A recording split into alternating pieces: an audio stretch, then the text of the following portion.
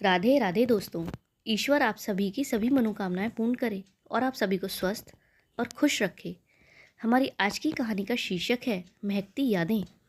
कंचन देवी, जिन्हें सब प्यार से माँ जी कहते थे, बचपन से ही एक अलग सोच रखती थीं। वे अमीर परिवार से थीं, लेकिन उन्हें सिर्फ सजने संवरने में ही नहीं बल्कि कला में भी उनकी बहुत रुचि थी। उन्हें चित्रकारी बहुत पसंद थी। रंगों के साथ खेलना उनकी आत्मा को शांति देता था। उनके पिता एक बहुत बड़े व्यापारी थे, लेकिन बेटी की इस रुचि को बिल्कुल भी महत्व नहीं देते थे।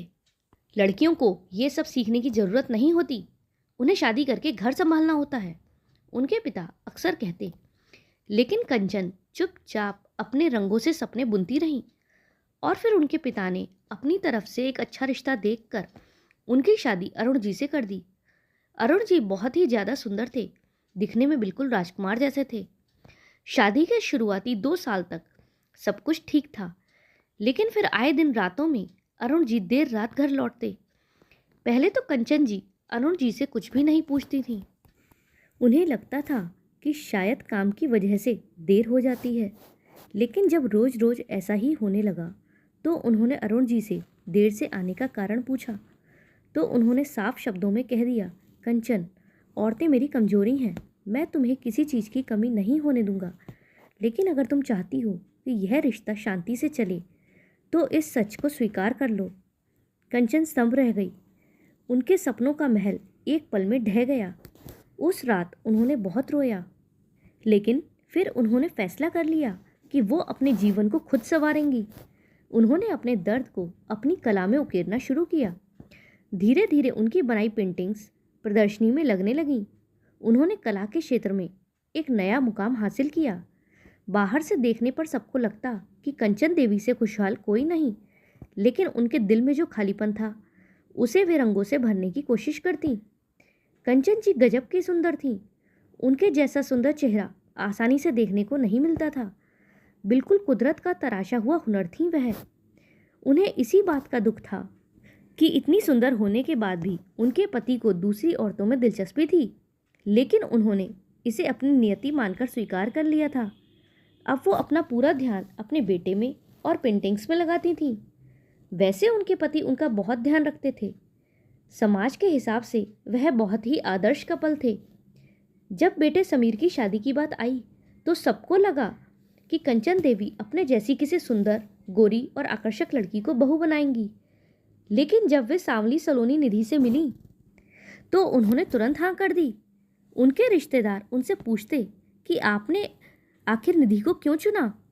समीर तो आपकी तरह बहुत सुंदर है, इसे तो और भी बहुत सुंदर लड़कियां मिल सकती थीं। तब उन्होंने मुस्कुराकर जवाब दिया, क्योंकि मैंने सीखा है कि खूबसूरती चेहरे से नहीं आत्मा से होती है, और निधि का दिल बहुत खूबसूरत है। समीर को भी इस फैसले पर कोई आपत्ति नहीं थी। उसने माँ की पसंद को बिना सवाल किए स्वीकार कर लिया, क्योंकि समीर भी अपनी माँ की तरह सुंदरता को नहीं बल्कि व्यवहार को महत्व देता था। समय बीतता गया, समीर और निधि का रिश्ता मजबूत होता गया, साथ ही सास और बहू का भी। कंचन जी निधि को अपनी बेटी के समान ही प्यार करती थीं, उसका हर तरह से ध्यान रखती। निधि भी पूरे परिवार में रच बस गई थी और कंचन जी को बिल्कुल अपनी माँ मानती थी। कंचन जी को सजने संवरने का बहुत शौक था और इस बात से निधि को कभी जलन भी नहीं होती थी, बल्कि वह तो खुद उन्हें अपने हाथों से तैयार करती थी। ऐसा नहीं है कि वह खुद तैयार नहीं होती थी, वह खुद भी बहुत अच्छे से तैयार होती थी। उसकी सादगी ही अपने आप में सुंदरता बन जाती थी। कंचन जी का एक सबसे बड़ा शौक था परफ्यूम लगाना। कोई भी दिन ऐसा नहीं जाता था जब वह परफ्यूम ना लगाती हूँ। उनके पास तरह तरह के परफ्यूम थे। जो भी उनके सामने से निकलता बस उनका दीवाना हो जाता था।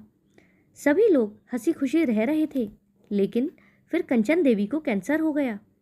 उनके सुंदर चेहरे पर झुर्रियाँ पड़ने लगीं। कीमोथेरेपी ने उनके बाल छीन लिए, लेकिन उनकी आत्मा की खूबसूरती बनी रही। निधि उनका पूरा ध्यान रखती थी।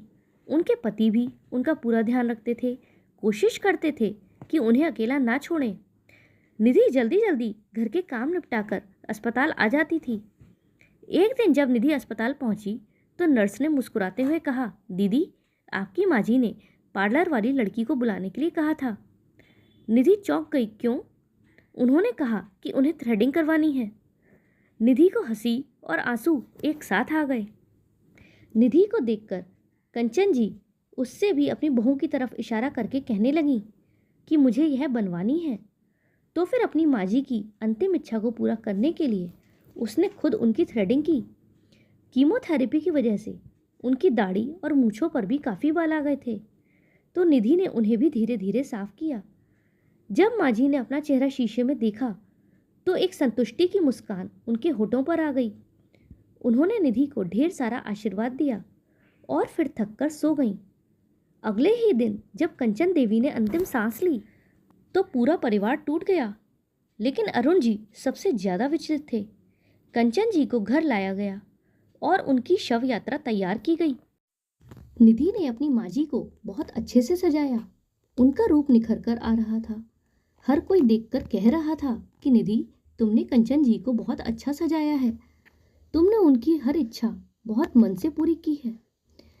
जब उन्हें ले जाने का समय आया तो अरुण जी ने निधि से कहा, निधि, तुमने अपनी सास को बहुत अच्छे से सजाया है, लेकिन अभी एक कमी रह गई है। निधि ने रोते हुए पूछा, क्या पापा जी?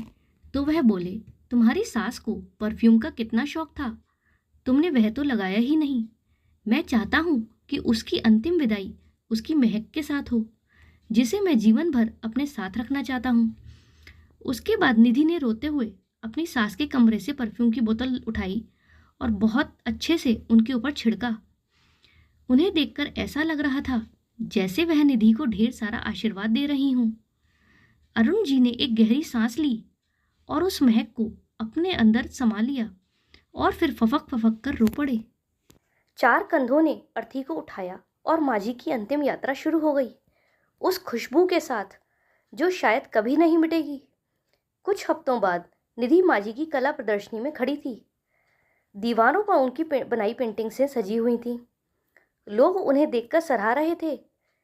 एक पत्रकार ने पूछा, ये प्रदर्शनी किसकी याद में है?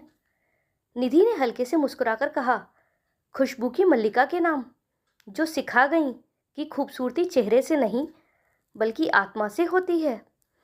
उसने एक आखिरी बार माँ जी की तस्वीर को देखा और महसूस किया कि वो कहीं गई ही नहीं थी। वो अब भी उसकी यादों, उसकी खुशबू और उसकी ज़िंदगी में जिंदा थी। तो दोस्तों, आपको ये कहानी कैसी लगी कमेंट में ज़रूर बताइएगा। अगर पसंद आई हो तो वीडियो को लाइक करें और चैनल पर नए हो तो चैनल को सब्सक्राइब करें। हमारे साथ अंत तक बने रहने के लिए धन्यवाद। जय श्री राधे।